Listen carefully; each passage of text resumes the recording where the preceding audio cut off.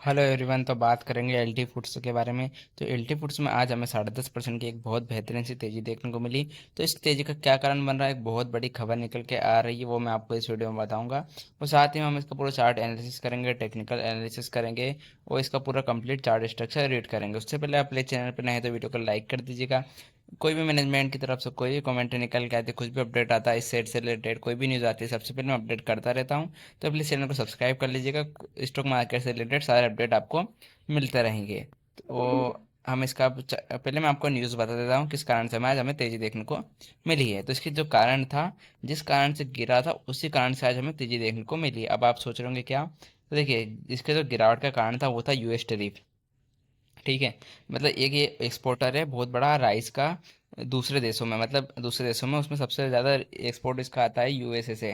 तो यूएसए से इसका एक्सपोर्ट रेवेन्यू ज़्यादा होने के कारण इसमें हमें जो यूएसए ने टैरिफ लगाया था सभी देशों के ऊपर, तो उसके कारण हमें इसमें गिरावट देखने को मिली थी। लेकिन जो कल खबर निकल के आ रही है कि जो टैरिफ है, टैरिफ को 90 दिनों के लिए पोस्ट कर दिया गया है। मतलब अब जो टैरिफ 9 अप्रैल के दिन लगने वाला था वो 3 महीने बाद का शिफ्ट कर दिया गया है। अब देखते हैं आगे क्या होता है। अभी तो मतलब चांसेस लग रहे हैं कि थोड़ा टेरिफ या तो कम हो सकता है, या फिर हो सकता है टेरिफ लगाया ही नहीं जाए। तो इस कारण से हमें सभी टेरिफ से रिलेटेड जिससे स्टॉक्स में गिरावट आई थी, उन स्टॉक्स में आज बहुत अच्छी तेजी देखने को मिली है।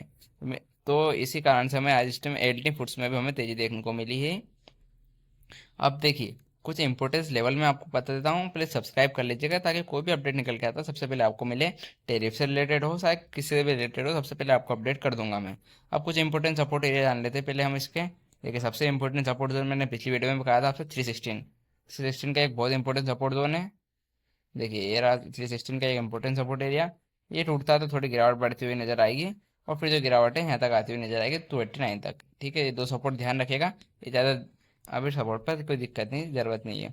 अब हम जाते हैं ऊपर में रेजिस्टेंस एरिया। आज क्लोजिंग गई है 353 के ऊपर, तो एक सपोर्ट एरिया ये भी होगा 333। एक सपोर्ट एरिया ये भी होगा स्टॉक के लिए। अब हम आते हैं कुछ रेजिस्टेंस एरिया पर। तो सबसे इंपॉर्टेंट रेजिस्टेंस एरिया कुछ निकल के आ रहा है, वो है एक तो 361। इसके ऊपर क्लोजिंग आ जाती है तो थोड़ा पॉजिटिव होता हुआ स्टॉक नजर आएगा। फिर हमें जो ऊपर में टारगेट निकल के आएंगे स्टॉक के लिए, वो आएगा सबसे पहला 396। 396 के ऊपर क्लोजिंग दे देता है हमें स्टॉक, तो 406 और 400 का एक साइकोलॉजिकल रेजिस्टेंस भी एरिया स्टॉक फेस करेगा। ठीक है, ये रहा कुछ इंपॉर्टेंस लेवल। अब देखते हैं ऊपर, इसके ऊपर जो रेजिस्टेंस एरिया निकल के आ रहा है वो है 429। और फिर जो सबसे बड़ा रेजिस्टेंस निकल के आता है इसका ऑल टाइम हाई 447 के अराउंड, ये रहा। तो ये रहा इसका important resistance zone, support zone 48 के अराउंड आर चल रही है, पॉजिटिव है। लेकिन लग रहा है यहाँ से चांसेस बन रहे हैं, अगर टैरिफ का कुछ अभी रिलेटेड नहीं आता है, कुछ भी बड़ी खबर, तो इसमें तेजी वापस से लौटती हुई नजर आएगी और ऊपर के लेवल्स हमें देखने को मिलेंगे। बाकी मैं लगातार अपडेट देता रहूंगा, तो प्लीज़ वीडियो को लाइक कर दीजिएगा, चैनल को सब्सक्राइब कर दीजिए। कोई भी अपडेट निकल के आता है सबसे पहले आपको मिलेगा। धन्यवाद।